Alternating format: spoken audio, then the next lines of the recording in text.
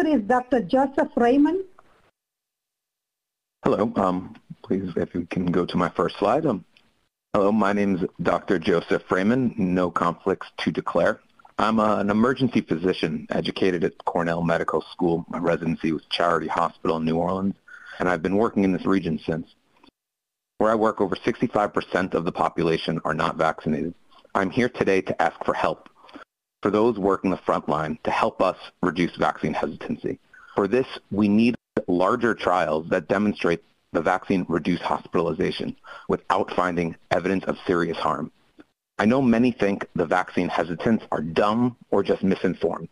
That's not at all what I've seen. In fact, typically, independent of education level, the vaccine hesitant I've met in the ER are more familiar with vaccine studies and more aware of their own COVID risk than the vaccinated. Next slide, please.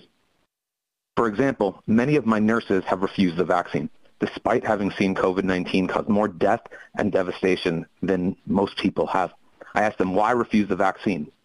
They tell me while they've seen the firsthand dangers of COVID in the elderly, the obese, diabetics, they think their risk is low. They're not wrong. Next slide, please.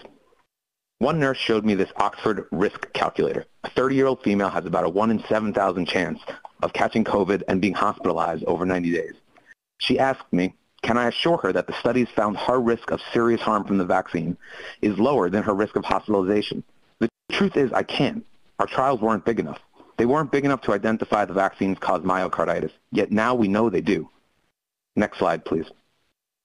A recent observational study suggests the risk of vaccine-induced myocarditis in young males is higher than their risk of hospitalization from COVID. Is this true? We don't know. It's based on observational data. To know it's not true, we need a large trial that proves the vaccines reduce hospitalization more than they cause myocarditis in this age group. Next slide, please. The former FDA commissioner said the original premise of the vaccine was to reduce death and hospitalizations. And that was the data that came out of the initial clinical trials. Except, as you all know very well, and unfortunately, so did my nurse, the initial clinical trials did not find a reduction in death or hospitalization, likely because they were inadequately powered. Yet the former commissioner is correct that the initial trials should have been powered to find a reduction in hospitalization. Next slide, please. We need your help on the front lines to stop vaccine hesitancy. Demand the booster trials are large enough to find a reduction in hospitalization.